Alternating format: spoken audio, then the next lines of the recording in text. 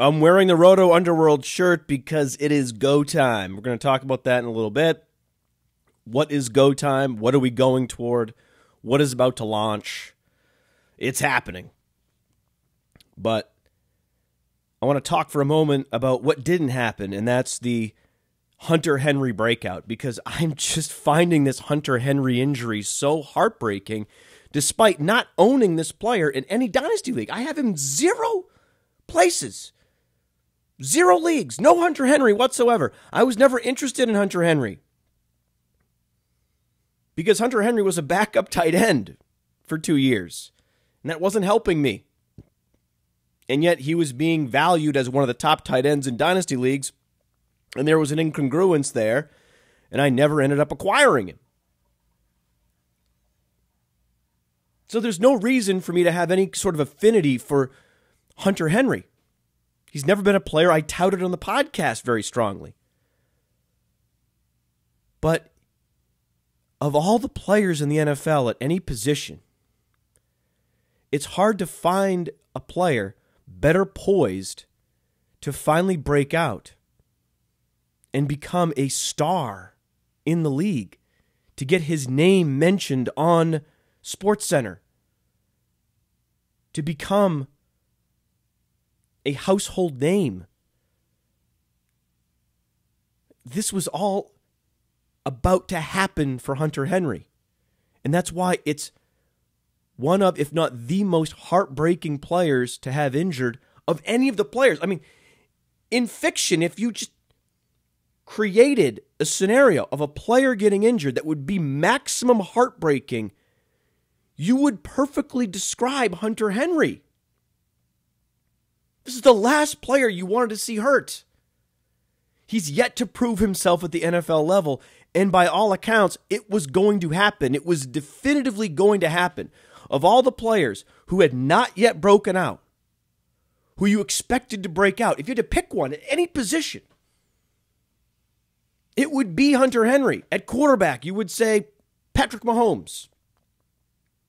At tight end, you would say Hunter Henry. At wide receiver, you would say Juju Smith-Schuster. At running back, you would say Jerick McKinnon. So that's where Hunter Henry exists. And of the 4 players I just mentioned, Jerick McKinnon signed his big contract, so he's set financially. Juju Smith-Schuster has already established himself to a degree. And Patrick Mahomes, the team is fully invested in him already. And he's only going into his 2nd year. Hunter Henry is going into his 3rd year. He has sacrificed more than the others, and he sacrificed it on the behalf of Antonio Gates. He willingly accepted a lesser role so that a sentimental franchise and fan base could continue to celebrate a washed player who in his final season was operating as a crash test dummy in this offense. I mean, that's what Antonio Gates was. They were just moving him around from car accident to car accident in whatever secondary they were playing against. Completely useless. No, he was useful, but only in a way that would give you insight into the quality of the defense. The better the defense, the less yards and touchdowns Antonio Gates would score. Because if you had linebackers or safeties with any kind of athleticism, Antonio Gates was completely nullified. Hunter Henry deserved an every down role as soon as last year. He did. He was a top blocker and receiver among NFL tight ends. He established himself as one of the league's best two-way tight ends. And yet he couldn't play a primary tight end role because of this sentimental attachment to Antonio Gates. So he had to eat it in his 2nd year in the league.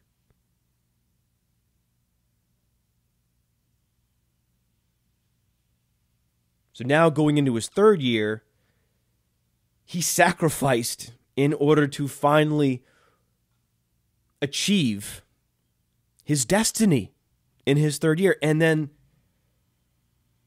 his destiny could not be realized. He could not manifest destiny because one of his anterior cruciate ligaments snapped in half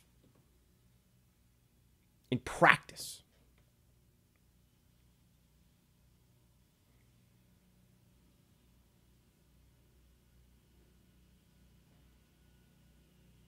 Unbelievable.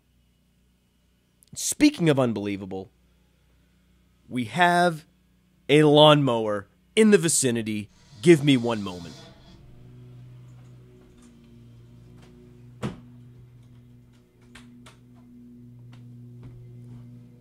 Every single day, there is a lawnmower or a leaf blower or a weed whacker interrupting me. Whether it's a show I'm trying to record or concentrate, meditate, whatever it is. It is a plague in American suburbia. The noise pollution created by the gasoline-powered combustion engine. We have electric-powered equipment for the house, right? The landscaper can go completely electric. In fact, I'm going to look for and hope that my neighbors follow suit a landscaper that uses only electric equipment, because it is just so loud and obnoxious. Every day.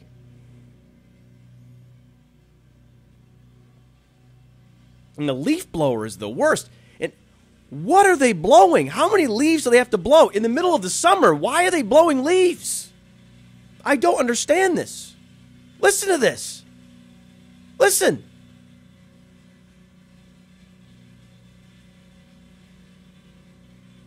I can't escape it. Right?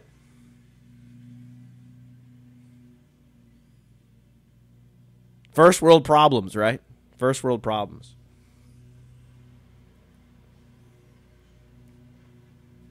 Hunter Henry wishes that was his only problem, dealing with the noise from landscapers.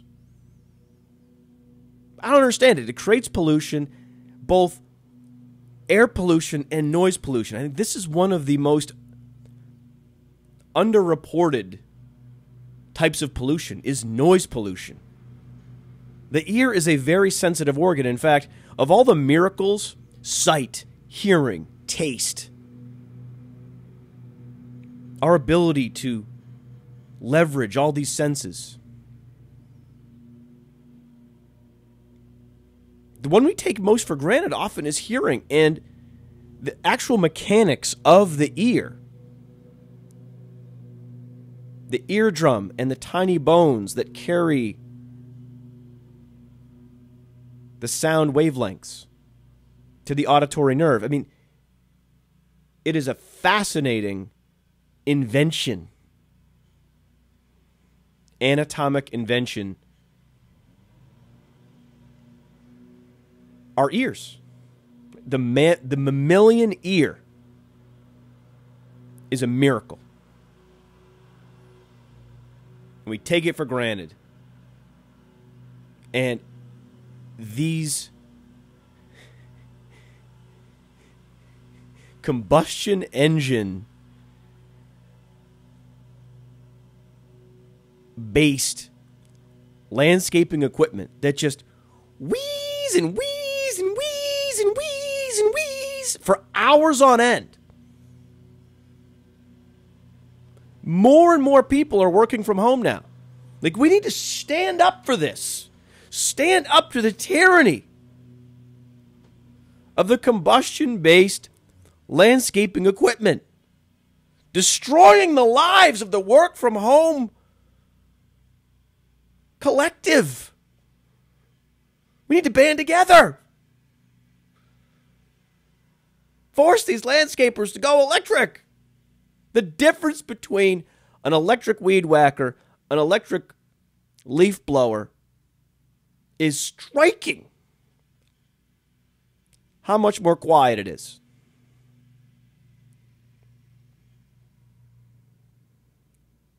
Poor Hunter Henry. I mean, if you believed in God before this Hunter Henry ACL, I wouldn't be shocked if you become an atheist. Welcome to the dark side. Right? You weren't an atheist before, but then you saw the least fortunate ACL injury in the history of the National Football League. The one player out of hundreds least deserving of an ACL tear, Hunter Henry, being the first to tear an ACL in training camp.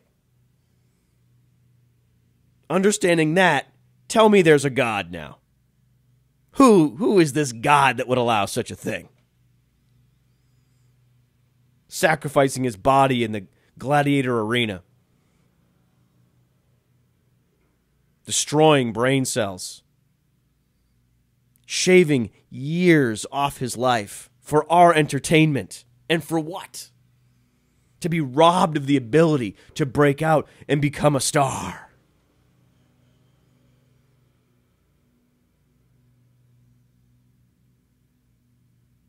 What God would allow such a thing?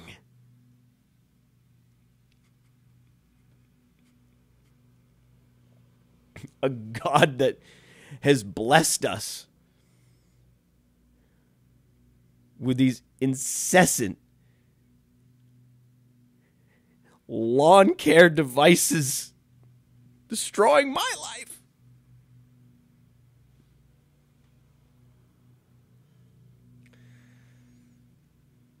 But we are about to make everybody's life better. And I wanted to give you a glimpse behind the scenes of what we're doing at PlayerProfiler.com, because that's part of what makes the Backstage Pass special, is my ability to take you behind the scenes, let you sit in the captain's chair. So we're building out this draft kit, and it's by far and away the biggest project we've ever undertaken. It's been months and months and months. We started working on it in January, and we're now in May, and it's not done yet. It's going to be done in less than a week. I'm very excited about it. And it's been exhausting mentally to manage it, because from a project management standpoint, there's been so many aspects of the project to manage. So many forces that I need to align, come together with timing, and so many people that need to work in harmony, helping one another in order to build and build and build and build and build this Death Star to creation, right? So we can start picking off planets. Boom, boom, boom, boom, right?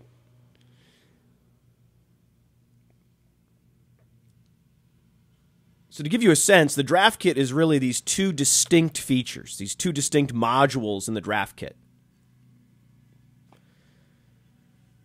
We have the cheat sheet and we have the team previews. Now, the cheat sheet is not just a cheat sheet, because if you go to a magazine or a traditional draft kit, the cheat sheet is separate from the player previews.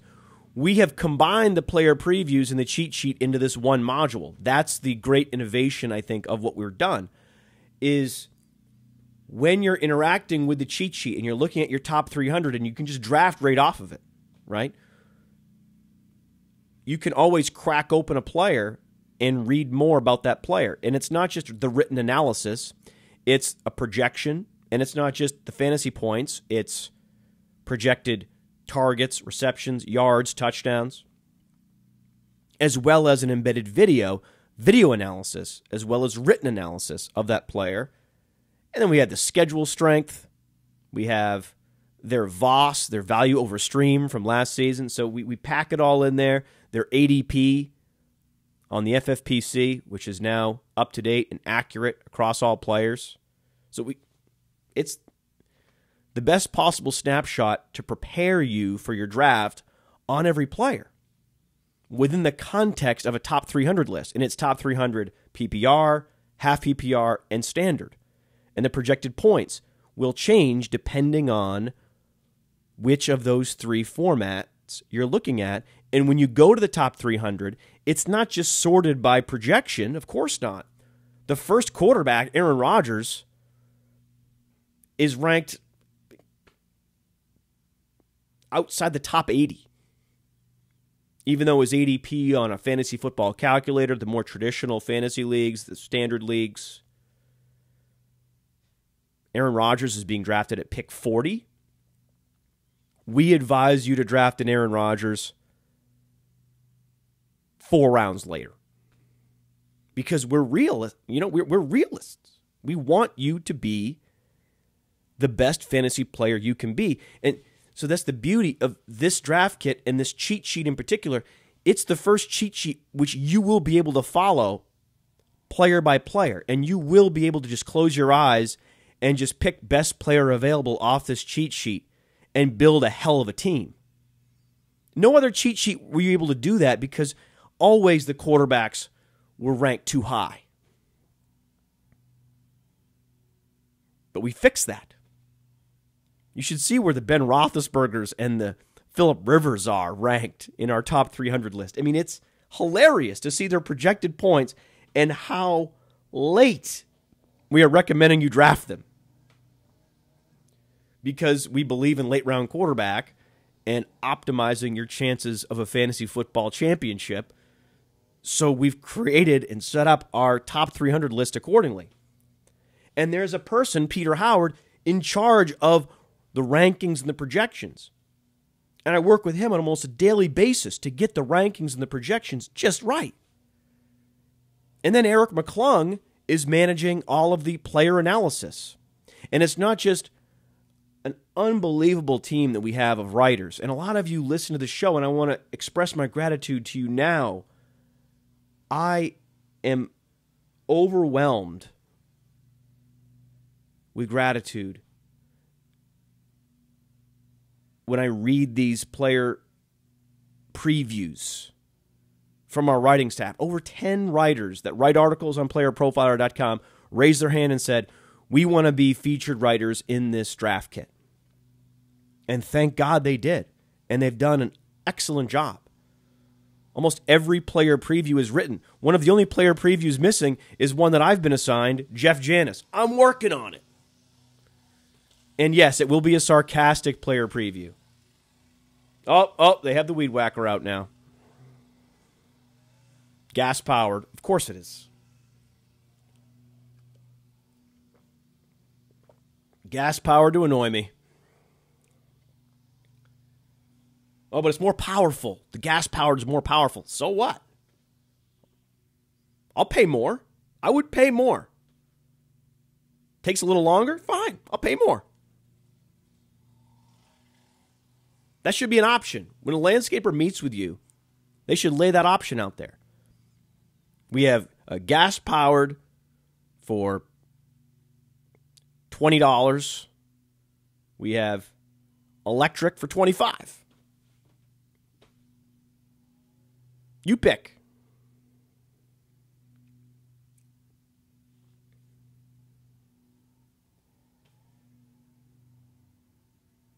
So working with Eric to make sure that we have all these player analysis completed, as well as the videos. So a lot of the writers also shot videos of themselves, and the videos aren't just, a selfie video like this.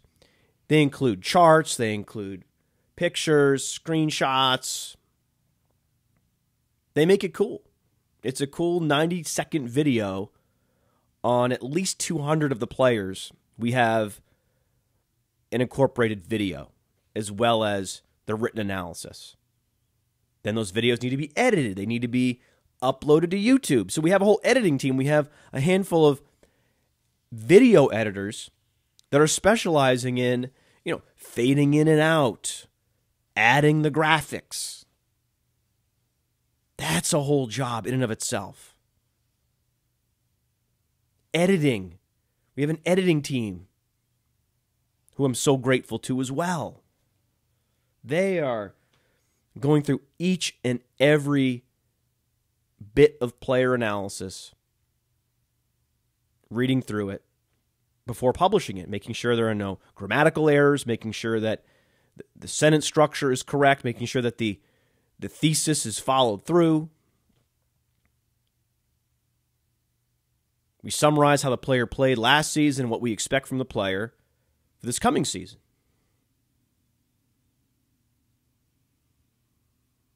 And that's just half of it. That's just the cheat sheet with the player analysis. On the other side, we have the second module, the team insights, and that's Ben Gretsch. Ben Gretsch has been working overtime. We're talking 8 hours a day on the side some days. What is this? Oh, I think this is a leaf blower. This sounds like a leaf blower. Yep, that's a leaf blower. Of course, we have to get the whole array. You have to get the lawnmower. We have to get the weed whacker, the leaf blower. We need to get everything going. Yeah, again, we have no more leaves on the ground. I don't know why there's a leaf blower. I don't know why. Explain this to me.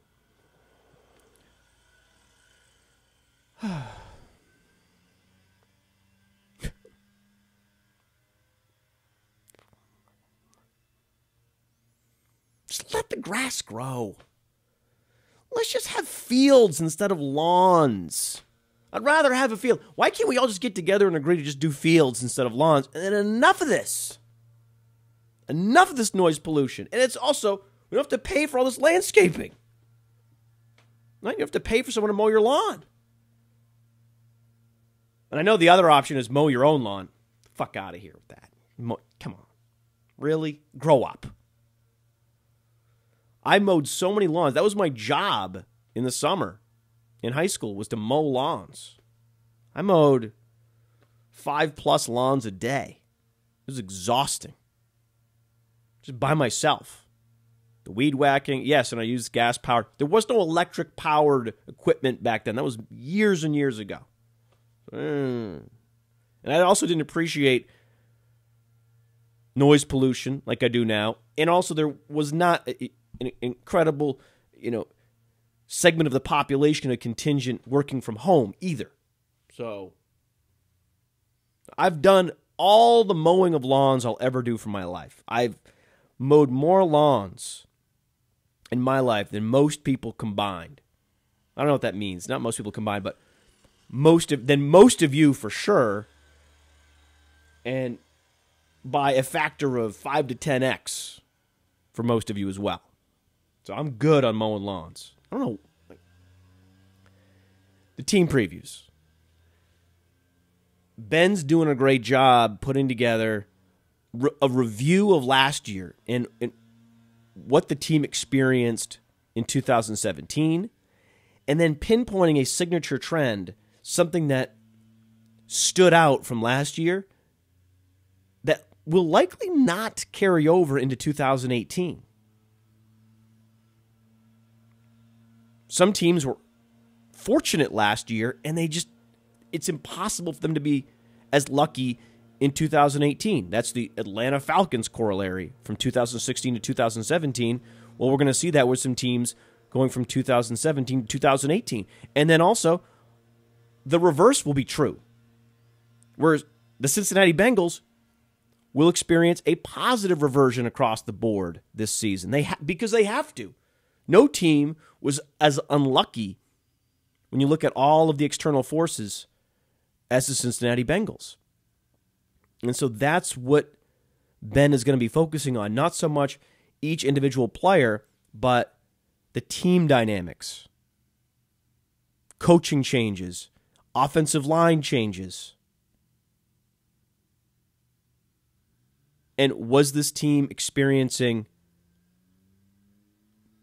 serendipity in 2017 that simply cannot carry over? Or is this team destined for a positive change in fortune in 2018? And we thought that was going to be the LA Chargers. We always think this is the year the Chargers will finally get lucky because they seem to be unlucky each and every year. The deck always stacked against Phillip Rivers. And then sure enough, the first injury of the season is to, you guessed it, a member of the LA Chargers, because of course.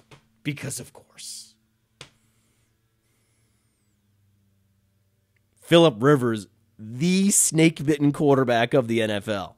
Not snake-bitten by injury, not like Sam Bradford, snake-bitten by injury. Snake-bitten by his supporting cast. That's Phillip Rivers. So I'm working closely with Ben on these team previews. And we've been publishing a handful in the articles section of PlayerProfiler.com so you can see a sneak peek. And then we're aligning them together, merging them into this one draft kit. So communicating and coordinating with all these stakeholders, knowing that we're building toward this crescendo, this launch in the coming weeks, very soon.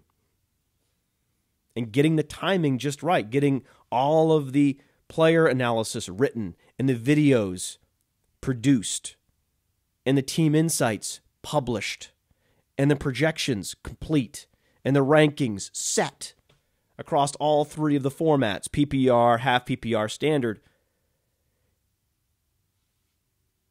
Helping everyone work together, get on the same page, and have these timelines all converge.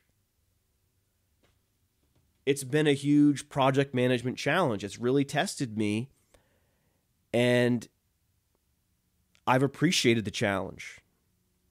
I've embraced it, and I've enjoyed it. It's work, right? But sometimes you can enjoy work. And someone on the outside might see you working in a spreadsheet, checking off assignments and completion statuses, and they might think, wow, that looks tedious. But to someone who's in it like I am, and I'm so invested, I'm enjoying it. To everyone else in the world, it looks tedious, except the one guy that's managing it. So I've been acting as project manager, and those are just the content creators. Don't forget, there's the web developers and designers that are designing the look and feel and designing how the data populates. Like, what's the engine behind the scenes that is pulling and parsing and presenting the data? So you have engineers working in tandem as well with the content creators. Again, all building toward this project convergence and the launch date. And I think we're actually going to launch this thing on time. And I'm just so impressed with all of the contributors. I really am. Again, I just can't thank you enough. There's no way for me to express my gratitude other than to simply put my hands together and give you a moment of silence of just pure appreciation. Because you're part of a team, and I fundamentally believe that when all the contributors log into this draft kit for the first time, and this is not a sales pitch, by the way. I want to make this clear. Most of you, the patrons, you already have the all-in package. You're going to get the draft kit. This is not meant to be a sales pitch in any way. Most of you already have it. This was a genuine day in the life, behind the scenes peek. Because that's what the Backstage Pass is all about. Showing you what's been happening in the mansion. Every few shows we do a day in the life segment. What's been going on with the Podfather, and all I've been doing, all I've been thinking about, singularly focused on this draft kit project. And when the contributors crack this thing open for the first time, I believe that you all will feel a true, genuine sense of accomplishment. And all the subscribers out there, I believe that you will realize in an instant, wow, okay, you got me. I'm impressed. This is worth it. So I'm also just reaffirming what you already bought. You pre-ordered it, most of you already. It is going to be worth it. I can confirm to you now, after seeing where we're at with the project, it is going to be worth it. And we are constantly pushing ourselves to new heights. Why? Because we could always just fall back on doing what we're doing, right? do the show, have the rankings. Good. That would be adequate. And then you go to dynastydominator.com. And you can see where some of my motivation comes from. That someone would rip off the title of my book, the motif of the site with the stadium lights, and they would set up their own player profiler looking website to help you dominate your Dynasty League, as if that website needed to be done. Oh, thank you, Dynasty Dominator guy, who copied our look and feel.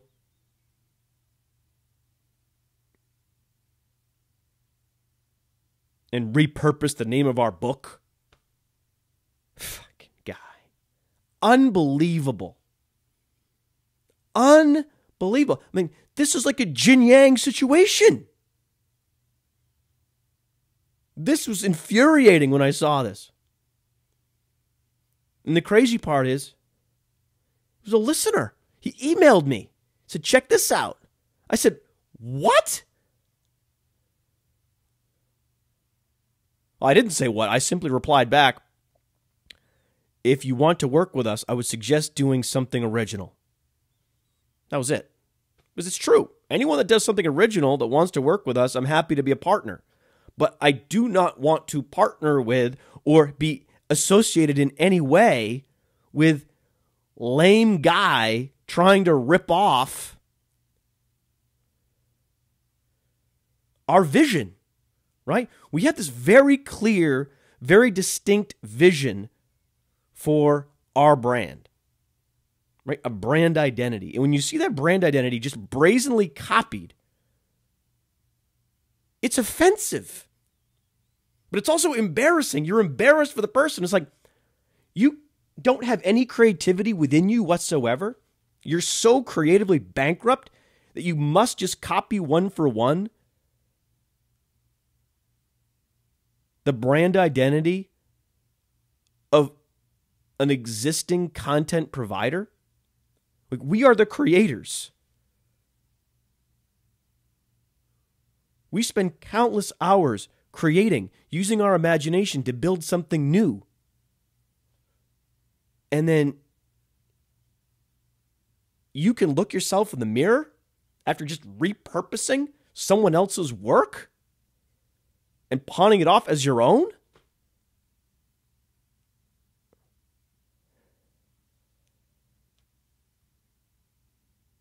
Check it out. DynastyDominator.com. Despicable.